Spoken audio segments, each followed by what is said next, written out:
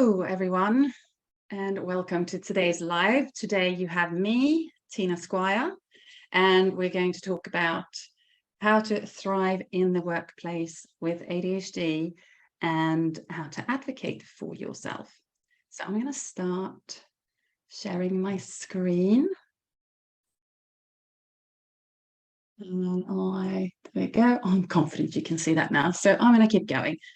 So the reason we're doing this is because I think having ADHD and speaking openly about it is still stigmatized. I think it's become much more accepted particularly for those in kind of creative professions, self-employed entrepreneurs, but in more traditional professions, probably still have a long way to go, particularly big corporates, and it presents some unique challenges. So that's what we're going to explore today. What some of those unique challenges are and what we can do to work with them. Right. There we go. Right. So this is me, all made up in a photo shoot. But I'm a strength-based coach and who have ADHD. I have over 20 years experience as an employer and an employee. I worked in HR, sales, operations. I initially trained as a coach in 2003, and I've been a non-executive director, and I work both with employees and corporates to make workplaces more inclusive and friendlier places, really. So when we talk about diversity, we really talk about diversity as a whole. So getting to know you. So I say that it is about getting to know you because although employers have a responsibility to care for their employees and embrace neurodiversity, we also know that not all employers are good at this. And I want today to be about you, regardless of where you work. So we won't be covering legislation or case law or anything like that, which also makes all of the information today useful, regardless of where you are in the world. And the other reason is really that even the most enlightened employers are never going to be experts in your ADHD. If you met one person with ADHD, you've met one person with ADHD. We're all uniquely wired and skilled in our own way. So investing some time and understanding in you is always going to be a good investment, because it won't just serve you in work, it will serve you outside of work as well. And even the best organizations, because there really are some very good employers out there, but even the best organizations where you're happy to share your diagnosis and you eagerly await the meeting to discuss your accommodations. And I want to assure you that those employers actually exist, and I work with clients who have those types of employers as well. But I can almost promise you that one of the first things that they are likely to say is, what do you need and what can we do to help you? So if you invest some time and understanding in you, this will be a lot easier to answer. And you're going to want to answer it, really. Even if this employer has a box of tricks prepared for anyone who has ADHD, here's the ADHD box and here's the autism box, or it'll still be a generic box, and it might not be helpful to your particular strengths or your particular brand of ADHD. So, I've had clients who, for example, have been proactively been given accommodations, and they've been told they've been given noise cancelling headphones, or they've said that they can have flexibility around working from home. But they come to me saying, yeah, it's really good, and they're trying to help, but it doesn't actually do anything for me, because actually I work better in the office and I like to collaborate with people, and I work better with a bit of white noise, and it's like they've built a fence around me to allow me to concentrate, but actually it just doesn't work. So some of these things might work for you because you know you best, but some of them might not. We're all different. One of the questions I get asked all the time as well is, what is the best job for ADHD? And I'm just going to put it this way. I have clients who are in all sorts of professions, from creative entrepreneurs, admin managers, coaches, GPs, A&E doctors, people with OBEs, mechanics, call center workers, consultants, literally, I mean, hence, I suppose I made a slide of it. So all walks of life. I'm hoping that what you get from that is that there's a wide array of list of people with ADHD. We do all sorts of work well, and we are everywhere. There is no one perfect job or environment for a person just because they have ADHD brain wiring. It's not just about organization or paperwork. There are so many more reasons to look at, and so how do we figure out what to look at and how to look at it? So let's do that. Looking at how I'm doing for time. So to figure out what we need, it's ultimately about building your confidence and finding out what works for you. And obviously that is what we do as coaches a lot. And it's a really good way to figure that out. But if you don't have the means of doing that, and you want to do the work yourself, I would ask yourself, what got you this far? What makes you happy? Because figuring out your strengths is often about eking that out. So you can also actually do a free survey which look at strengths, and there's a free survey that I would recommend called viacharacter.org. That's literally the website, viacharacter.org. And it takes about 15 minutes, and you do the survey on there, and it gives you a list of your strengths. They're all strengths. There's no challenges on there, for lack of a better word, but it puts them in order so you can kind of see where your organic strengths are. And those are the ones that we want to work around, both in work and our personal life. I know there's lots of surveys that workplaces do to figure out what people are good at, for lack of a better word, what their challenges are, how people work better together. And I have lots of clients bringing those to sessions as well, and wanting to kind of figure out what they really mean. Because, I think the reason that happens is because a lot of those surveys are not always suitable for neurodiversity.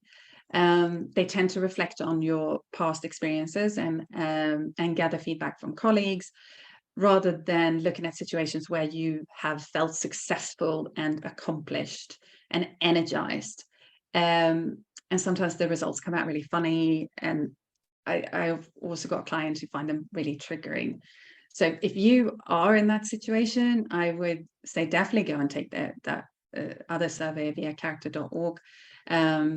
It will be a different slant to it, but one that's a lot more holistic and really looks at strengths and how you can use them to move forward.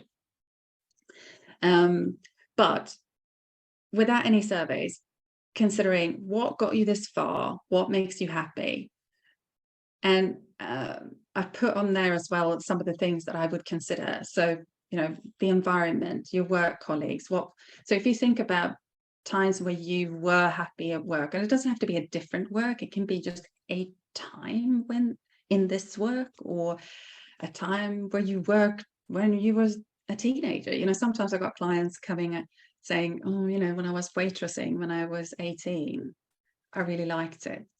And we just eke out kind of what was it about that environment that was working for them.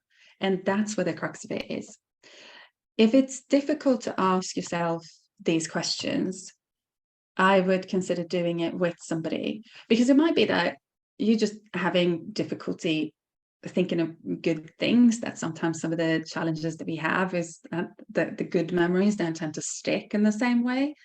And sometimes it's because we don't process information in a way where we just kind of think about it and put it down on a piece of paper, but actually talking about it. We call it verbal processing. So when you're talking about it, that's where it all comes out. So that's another reason why it could be good to talk to a friend about it. So considering what's worked about your environment you were in, and where you were, how much were you collaborating with people, what autonomy did you have in that job? Were you managing people? Were you not managing people? Were you doing project work? Were you studying, researching? Just getting that clarity around what it was that you were happy with. Maybe the team was organized in a particular way. Maybe there was a transparency that really worked for you. How did you know that you were finished at the end of the day? We get a lot of people after COVID having real trouble kind of balancing their workload. That's not really what it sounds like when people come in, but essentially it's kind of, there are no real cues to start your day and finish the day, especially if you're working from home a lot, because it's they're not naturally there. It's more kind of about what you've produced. Whereas if you went into work that day, you know that you start work when you walk through those doors, and you stop when you go home, and everybody accepts that as well. Now, why am I saying that in this context? Is because how we feel about our own well-being and productivity and efficiency, it might be different because of those seemingly little things, or maybe things we haven't thought about. But a lot of the gold, I'd say, is in that data. Yeah, so let's look at some of these kind of strength scenarios, give you some examples type thing. And I'll explain why Simon Sinek is on this as well. I'll play a little video in a minute. So, right. So the types of things that I hear from my clients in answer to these questions is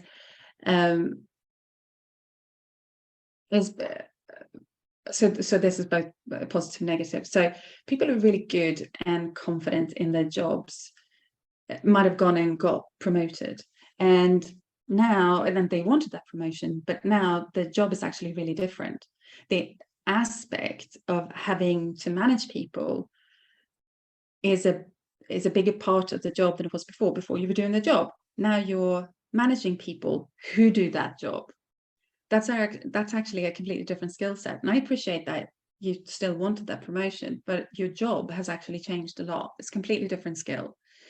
Having a boss that you have access to without really having to book a meeting or anything, they just kind of know what you're doing because they're sitting over there and you can just talk to them. They know what you're doing, they know what you're not doing. But then that changes. You have a new boss, or you change jobs, and they're not like that, so they don't know what's going on. That can be unnerving for you, because you know that no one knows where you're at, if you're falling behind or whether you're ahead, whether you should be given credit or not. It's often nuances like that are revealing themselves in answer to these questions. The autonomy and trust in your work. So this is something that Simon Sinek talks about a lot. He talks about the real job satisfaction comes from feeling trusted at work. If we feel constantly doubted, for lack of a better word, but let's go with like a generic word, it can be a completely different level of job satisfaction to somewhere where you know that not only if you make a mistake, you will be okay, because it's okay to be a risk taker and make mistakes, but you're also going to you know that your employer is assuming you are always doing a good job. That's a completely different brain space to be in than not having that. And it is going to make you a better worker. So with some of these things, you might land with strengths where you have a high level of empathy, and that you're really good at forging valuable relationships with staff and clients. Super valuable. If you're an administrator, that might not serve you very well, but if you're an account manager, you're probably winning. So it's more about finding the job that suits your strengths than anything else. Some people have brains that are much better at processing mental pictures. It makes them much faster identifying optical illusions, which are perfect for things like graphic design and art, engineering, that sort of thing. I had a client on the ability to assess, so and read a room, which I hear quite often with clients actually who are really good at that. They can sit in a room in a meeting with lots of people, and someone comes up with a suggestion, and because of how their brain works so fast, it's like once the person said the suggestion, they've already figured out the 20 steps that are needed and whether that will work or not, basically, that idea. So then they might impulsively say, or just say, that won't work, or that will work. And for some people in the room, that's really jarring, because that's not their process and they can't see the 20 steps. They can't see what you see. So even though it is a really good suggestion, they're just not with you. And a sort of semi-example of this is, let's just see what Simon Sinek says. I remember I got in trouble once. My boss asked me to do something and I solved the problem. And he said, "That's not how we do it here." I said, "Are you happy with my result?" He said, "Yes." I said, "Did I offend anybody?" He said, "No." I said, "Then I don't understand what the problem is." He goes, "No, we have a process at this company and how we get things done, and that's not how we do things." I'm like, "I'm really stuck. I don't understand what you're telling me. Like, you're 100% happy with everything I did. I upset no one, but I didn't follow some arbitrary process and you're mad at me?" Like, that's the entrepreneurial mindset, which is there's a better way to do something. I'm going to do that. I just love that example, because it is, I think it is very often where I hear ADHD clients be in the position as well. They come thinking they're not very good at their job, but actually they're really good at their job and everybody else can't keep up, or that's not how they work. And somehow they come out of that feeling that they're not very good at it. So I think it's encouraging to hear people like Simon Sinek say things like that, because they weren't always Simon Sinek, basically. They come from somewhere. They have had those experiences, and maybe you are having some of those experiences now. So it's about remembering that it's all a journey. If you're not where you want to be right now, it's just part of your journey. It's not the end of your journey. I remember I got in trouble once. There we go. So how do you then go forth and figure this out? And often the question I get here is, do you have to tell your work about ADHD? Now, the clear answer is no. You do not need to tell work about your ADHD, even if they have it on a questionnaire and a tick box and what have you. But if you are expecting to get accommodations on the basis of your ADHD, then you want to share it. But I would argue that you don't necessarily have to ask for accommodations on the basis of ADHD. I'm not saying you shouldn't disclose, because I think it's really important for people who feel that's important to them. That's what you need to go with. Because it's important to self, I think, to be that level authentic. So if it's important to you, that's literally all the reasons you need to share. If you know you don't want to, or if you're on the fence, then I'd say, that I would look at what accommodations are you actually seeking. So because we all need the right environment and the right support in order to do a good job. So I'm going to give you the CEO analogy here. So what I mean by that is, if there is a new CEO for a large corporate that's been hired, so we're talking like Tesco, Unilever, that sort of thing. This is fictional. I'm not saying that person exists. They are going to come in and say, I need this kind of desk and I need this laptop, and I'm going to bring my PA who knows me and she knows how I work. I am conscious that I'm assuming he's a he and she's a he. But obviously can be completely reversed. They're going to come they're going to come into the workplace, say what they need in order to do a good job. Now, they're not asking this necessarily because they're entitled. I don't know if they are on, but the point being, they're asking it because they were hired to do a job, and often in these high-powered jobs, you're there to bring results. You know why you've been hired, and you know what you're meant to achieve. And most of us know that when we start a job as well. So they're just asking for the tools that they need and the support that they need in order to deliver what they've been hired to do. Now, I appreciate that, this person will probably have a lot of leeway for those accommodations, considering the position that they're in. But I hope you can see that the point is that what you need and what support is valuable for you is still valid in that context.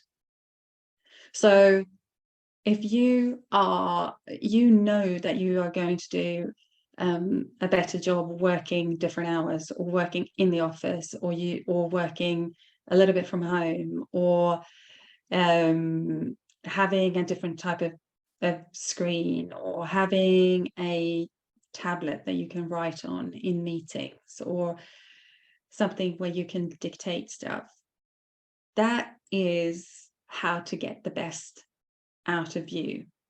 So I don't see a reason why you can't go to your employer and say, right, well, this is, in order to do this the best I can, this would be really useful. Do you need to caveat that with ADHD? I'd argue no. Obviously, it'll vary from employer to employer, but I hope what you can see from the sort of CEO analogy, that is a valid perspective, and that is a valid place to come from. Very often, I think we think we need to explain why we're asking for these things under the guise of something else. Whereas actually, I don't think I've met an employer who doesn't want to get the best out of all of their employees. So if you actually go to them and you tell them what's going to help you do that they should jump on that. You're doing their work for them, literally. So going back to, what do you say and how do you tell them? So I would say, if you have recently got a diagnosis and you really want to share this, but you're feeling stopped and maybe you don't know why, I would consider practicing telling people who you are safe with, because it's going to eke out what it is that you want to say and the way that you want to say it. The reason for kind of practicing, I say practicing it, so you might still be telling them for the first time, but with people that you feel safe with, it's going to be easy for you to find the right words. If they ask you questions, you're probably not going to feel so challenged, and you don't have to worry too much about what they're going to think once you walk away from that conversation. And they might ask you a question that you don't have the answer to, or you're not comfortable answering. And with somebody that is friendly and that you know well, you can go, oh, actually, I don't know. But you can take that away and kind of figure it out and maybe come up with an answer for that question for when you are having conversations that are maybe a little bit more charged. It just allows you to find your vocabulary, and if you get questions you haven't thought of, it gives you time to think about what you might want to say in a different way. Yeah, but take time to understand your own experience as well. Even reflect on how it impacts you at home and at work. This awareness will help you articulate your needs and your strengths more effectively. So I don't have many more slides, you'll be pleased to know. What I would say is your ADHD, and I hope this message has come through, it's a unique part of who you are. I want you to be able to use what we talked about today in order to understand yourself and how you bring value to your workplace. What unique perspective are you bringing? What strengths are you bringing? Even if you can see that those strengths might not be utilized at the moment in your workplace, what's stopping you from going and saying, actually, I'm really good at this? Could I do more of this? Or could I do something that incorporates this? I think you'd get really, really good value from me if I was able to do this. How can you incorporate it in your job? And I'm hoping this allows us to confidently, but also authentically to yourself, build the work environment that is conducive for you and your well-being, and that embraces your neurodiversity and allows you to thrive. So I really hope that's been useful. I love talking about this, and if you have any questions or comments or feedback, anything you want to know more about, I don't mind doing more on this either. If there's any particular area you want to dig into a bit more, let me know. I'm going to stop sharing my screen, and yeah, I don't think we can take, I can't see any questions or anything live, but I will go on LinkedIn and see if there's any comments, what have you, and I can comment and answer there. So I hope that's been useful. I'll let you get on with your day. And yeah, thank you very much.